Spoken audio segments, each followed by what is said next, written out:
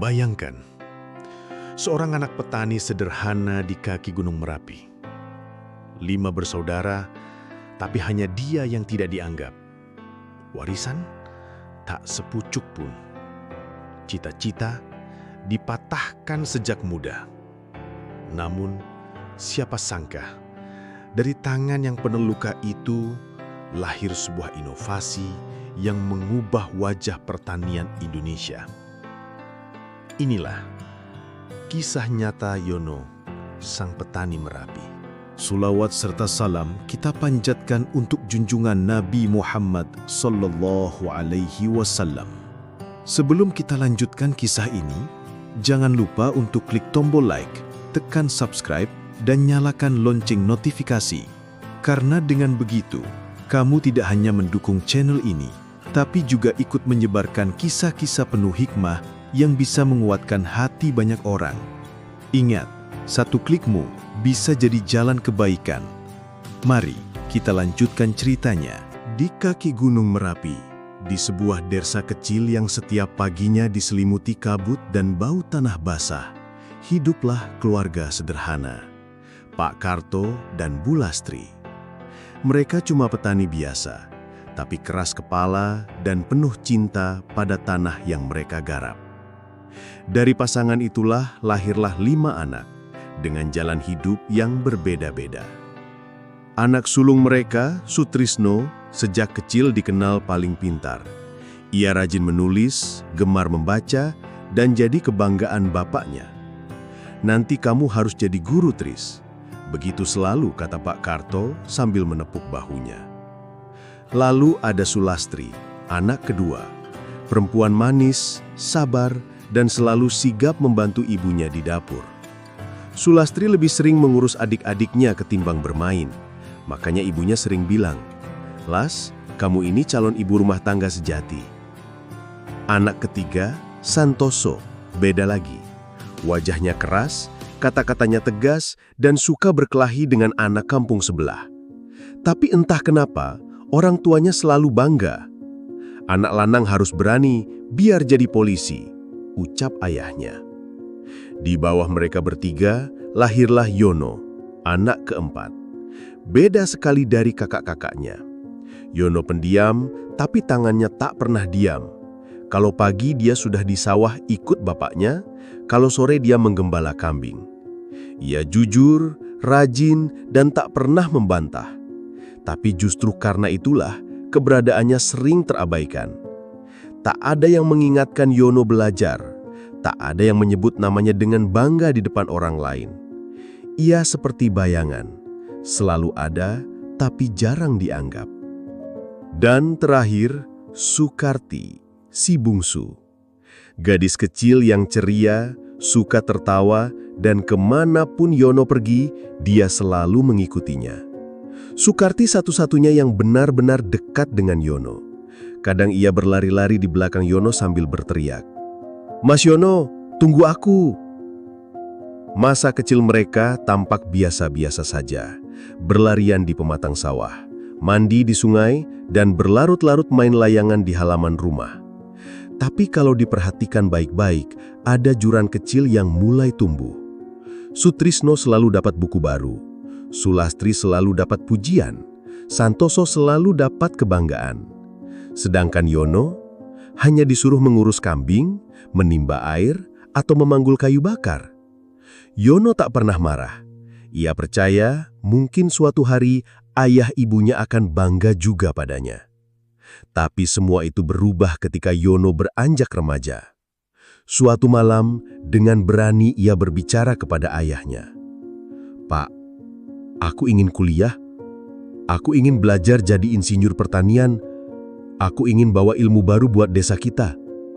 Pak Karto terdiam sebentar, lalu menepuk bahu Yono dengan wajah dingin. "Tidak, No.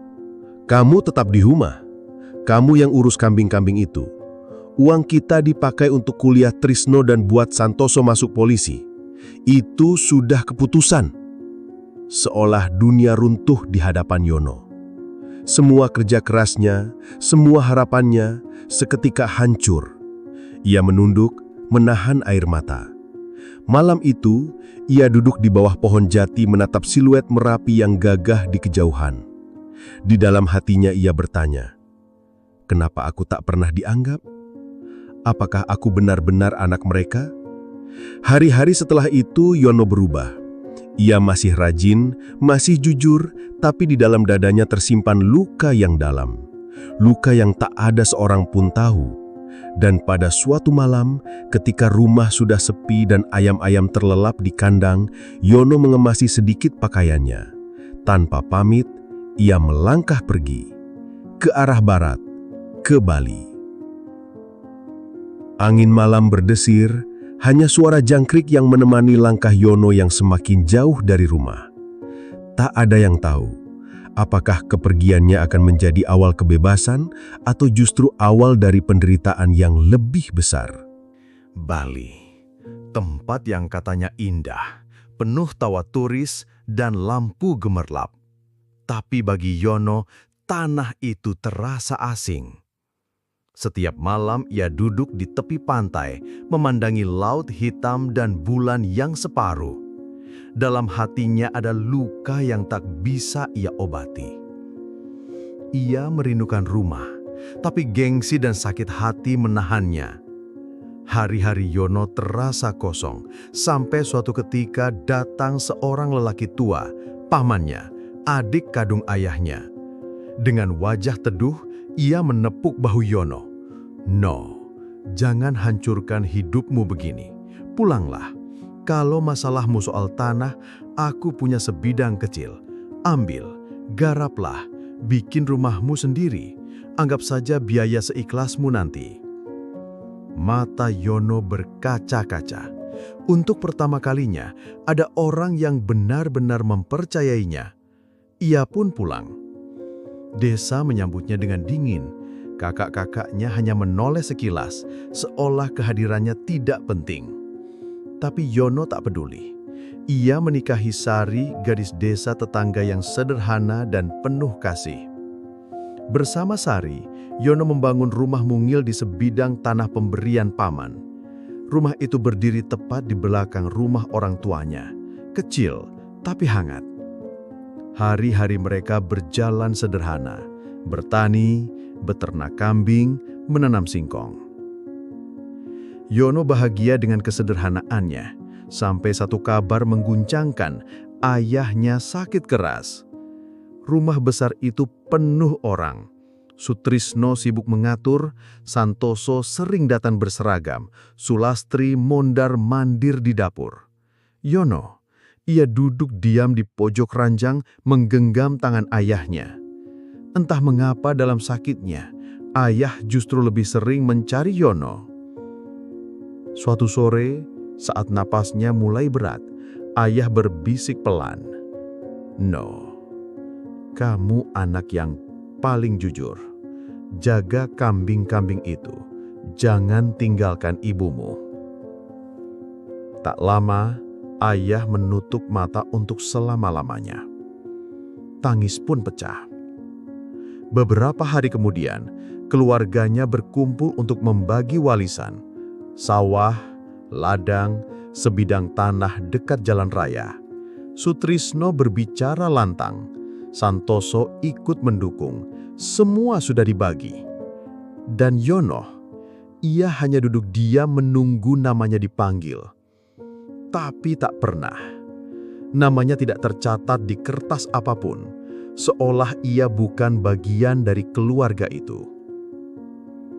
Sukarti, si bungsu, tak tahan. Ia berdiri dengan mata berkaca-kaca. Kenapa Mas Yono tidak dapat bagian? Bukankah Mas Yono juga anak bapak? Tapi Sutrisno menggeleng keras. Ayah tidak pernah menuliskan apapun untuk Yono. Jangan mengada-ngada. Santoso menimpali dengan nada tajam. Yono sudah dapat tanah dari paman. Itu saja cukup. Jangan rakus. Suasana hening. Semua mata menoleh ke Yono, dan Yono hanya tersenyum getir. Ia menunduk, menahan gejolak di dadanya. Tidak ada kata keluar, hanya bisikan dalam hati. Aku memang tidak diandap. Malam itu, Yono berjalan melewati sawah yang gelap, hanya ditemani suara jangkrik. Dari kejauhan, ia mendengar bisik-bisik tetangga. Kasihan Yono, anak sendiri kok diperlakukan begitu. Yono berhenti sejenak, menatap ke langit, lalu berbisik pada dirinya sendiri. Kalau keluarga sendiri menyingkirkanku, mungkin aku harus mencari jalanku sendiri. Hari-hari Yono setelah warisan pahit itu berjalan muram. Ia tetap turun ke sawah, tetap menggembala kambing, tapi di dalam dadanya ada bara yang tak padam. Ia menolak hancur, ia menolak kalah. Setiap sore, setelah pulang dari ladang, Yono duduk di ruang kecil rumahnya. Sari sering heran melihat suaminya betah berjam-jam di depan ponsel butut menonton video tanpa henti. Apa yang ia tonton? Bukan hiburan, bukan musik, tapi irigasi modern, mesin pertanian, cara-cara cerdas mengelola sawah. "Mas, kamu ngerti semua itu?" tanya Sari suatu malam. Yono hanya tersenyum kecil. "Belum, tapi aku bisa belajar." Dari potongan besi bekas, pipa bocor dan pompa tua yang ia beli dari pasar loak, Yono mulai bereksperimen. Awalnya gagal, air tak mengalir, mesin meledak, tetangga menertawakan. "Yono edan, wong tani kok mainan besi?" begitu kata mereka. Tapi Yono tak menyerah. Malam-malamnya dihabiskan dengan mengutak-ngatik baut, membaca artikel usang, menonton ulang video yang sama berkali-kali. Tangannya lecet, bajunya selalu kotor oli. Sampai suatu pagi, mesin itu hidup. Air mengalir deras ke sawahnya, tanpa perlu ia pikul dengan ember, tanpa ia harus menguras tenaga. Yono berlari ke rumah memanggil Sari dengan mata berbinar. "Lihat Sar, airnya jalan sendiri." Itu awal segalanya. Berita menyebar cepat. Petani-petani desa datang berkerumun melihat bagaimana sawah Yono terairi dengan mudah. Ia tak pelit, ia ajarkan mereka, ia pasang mesin serupa di ladang tetangga, bahkan tanpa meminta imbalan. "Yono ini orangnya beda," bisik seorang petani. "Dia bukan cuma kerja buat dirinya, tapi buat kita semua."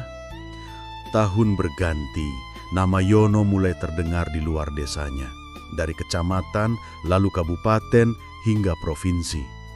Ia diundang untuk memamerkan inovasinya, dari Jogja sampai Kalimantan, dari Jawa sampai Sumatera. Di setiap panggung ia berdiri, bukan dengan jas mewah, tapi dengan baju tani sederhana. Tangannya masih berbekas kapalan, tapi suaranya penuh keyakinan.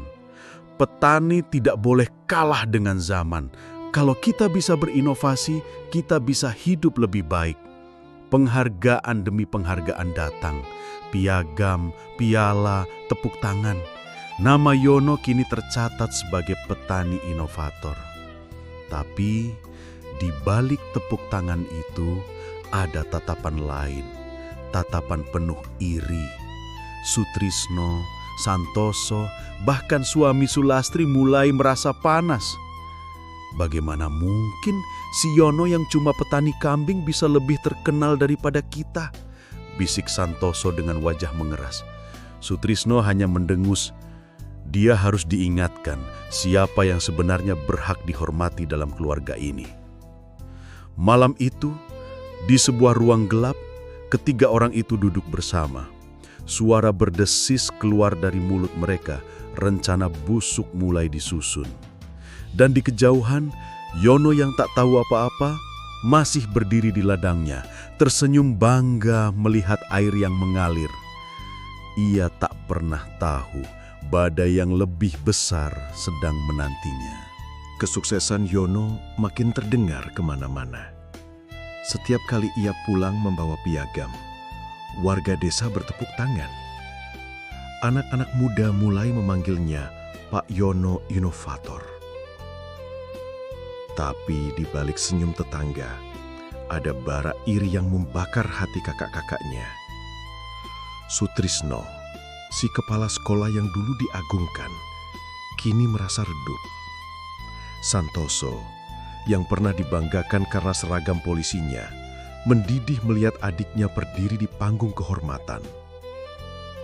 Dan suami Sulastri yang hidup pas-pasan, merasa terhina karena orang lebih menghormati Yono ketimbang dirinya. Mereka bertiga pun berkumpul di sebuah ruangan sempit dengan suara berbisik tapi penuh kebencian.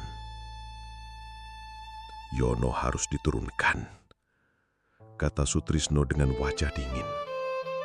Benar, orang-orang harus tahu kalau dia cuma pencuri ide, sambung Santoso, matanya menyala. Suami Sulastri mengangguk. Kita buat dia hancur, kita buat dia malu di depan semua orang. Rencana busuk pun dijalankan. Fitnah mulai disebar. Katanya mesin irigasi itu bukan buatan Yono, melainkan hasil jiplakan dari orang luar. Ada pula kabar burung yang sengaja ditebar ke tetangga, bahwa Yono mendapat dana gelap, bahwa semua keberhasilannya hanyalah kebohongan. Tak cukup di situ, mereka bahkan menyiapkan laporan palsu, mencoba menjatuhkan nama Yono di hadapan pejabat. Tetangga mulai bimbang. Bisikan-bisikan terdengar di pasar, di sawah, di pinggir jalan. Benarkah Yono mencuri ide? Jangan-jangan selama ini dia hanya akal-akalan. Yono merasakan perubahan itu.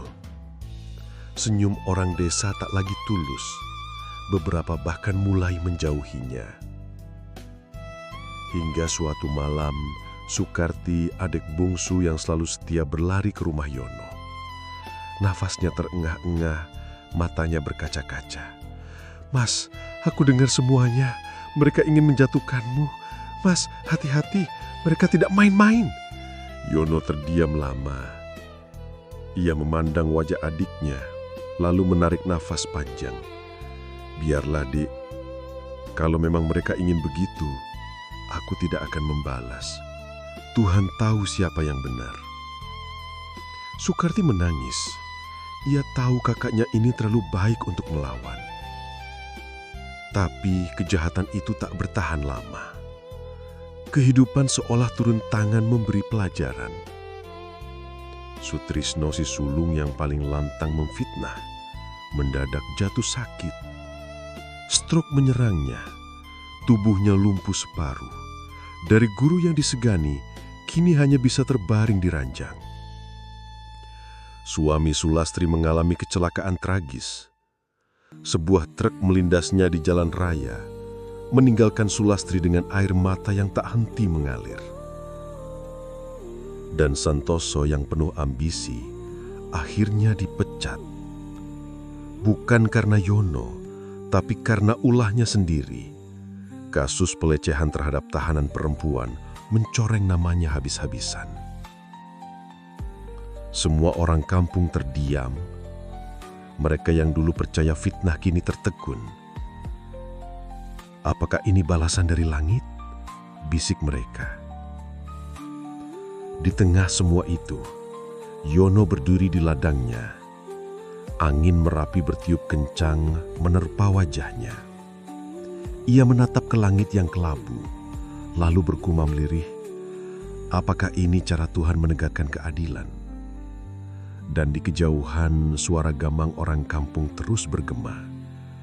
Kasihan Yono, meski dijatuhkan, ia tetap yang paling kuat berdiri. Desa kembali tenang, tapi kisah Yono justru semakin gemuruh. Meski pernah dihina, meski pernah difitnah, ia tak pernah berhenti turun ke sawah. Kakinya tetap menjejak tanah basah. Tangannya tetap sibuk menanam, memelihara kambing, dan menyempurnakan mesin irigasi buatannya. Yang mengejutkan, meski kakak-kakaknya pernah menjatuhkannya, Yono tidak menaruh dendam. Saat mendengar Sutrisno lumpuh, Yono diam-diam mengirim beras dan sayuran ke rumah kakaknya.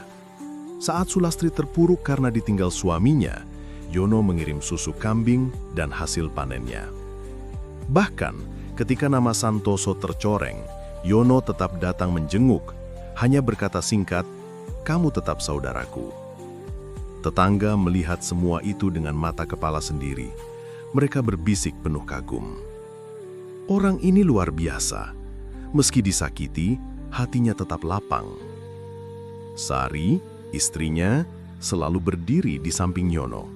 Dengan senyum tulus, ia berkata, "Mas, dulu aku menikah dengan petani sederhana. Tapi sekarang, aku hidup dengan seorang lelaki yang mampu membuat orang lain percaya bahwa keikhlasan masih ada di dunia ini." Anak-anak Yono pun tumbuh, menyerap semangat ayahnya, kerja keras, kejujuran, dan rendah hati. Mereka tahu bapaknya bukan orang kaya raya, tapi bapaknya adalah orang besar yang dihormati banyak orang. Tahun demi tahun, kiprah Yono semakin jauh. Ia diundang bukan hanya di kota-kota Jawa, tapi juga sampai Sumatera dan Kalimantan. Di panggung-panggung besar, ia berbicara dengan baju sederhana dan logat desa yang kental. Tepuk tangan bergemuruh, tapi Yono selalu menunduk, mengingat asalnya. Dan puncaknya, suatu sore ia berdiri di sebuah aula besar, menerima penghargaan nasional sebagai petani inovator Indonesia. Kilau lampu panggung menyilaukan, kamera televisi menyorot wajahnya, dan ribuan pasang mata bertepuk tangan untuknya. Yono menggenggam piala itu erat-erat. Matanya berkaca-kaca. Bukan karena bangga, tapi karena teringat masa-masa pahit. Kambing yang digembala di bawah terik. Malam-malam penuh tangis saat ia dianggap tak penting. Fitnah yang hampir menghancurkannya. Di dalam hati ia berbisik, "Kalau dulu aku menyerah, mungkin aku tak akan berdiri di sini hari ini." Yono menatap ke arah Merapi dari jendela bis yang membawanya pulang. Gunung itu berdiri gagah, sama seperti dulu saat ia kecil menatapnya dengan hati penuh luka. Bedanya, kali ini Yono menatap dengan senyum. Sesampainya di desa, anak-anak kecil berlari menyambut. Para petani menyalaminya. Di belakang kerumunan itu, ada Sutrisno yang duduk di kursi roda, Sulastri dengan wajah penuh air mata, dan Santoso yang menunduk malu. Yono mendekat, lalu merangkul mereka satu persatu. "Saudaraku, tetap saudaraku," ucapnya lirih. Tangis pun pecah, bukan tangis kesedihan, tapi tangis lega. Malam itu, di ladang belakang rumahnya, Yono berdiri menatap air yang mengalir deras dari mesin irigasi buatannya. Bulan bersinar terang di atas Merapi. Ia berbisik pada dirinya sendiri, "Aku memang anak yang pernah disisihkan. Tapi dari tanah yang sepi ini, aku belajar bahwa keikhlasan akan menumbuhkan cahaya. Dan cahaya itu akan tetap hidup bahkan setelah aku tiada." Dari tanah yang gersang, ia menumbuhkan harapan. Dari hati yang tersisih, ia menyalakan cahaya. Yono hanyalah petani sederhana, tapi kejujurannya, kesabaran dan kerja kerasnya membuat namanya membumbung tinggi. Jika kisah ini memberi pelajaran, jangan lupa like, komen, dan share. Karena siapa tahu, kisah ini mengubah hidup seseorang.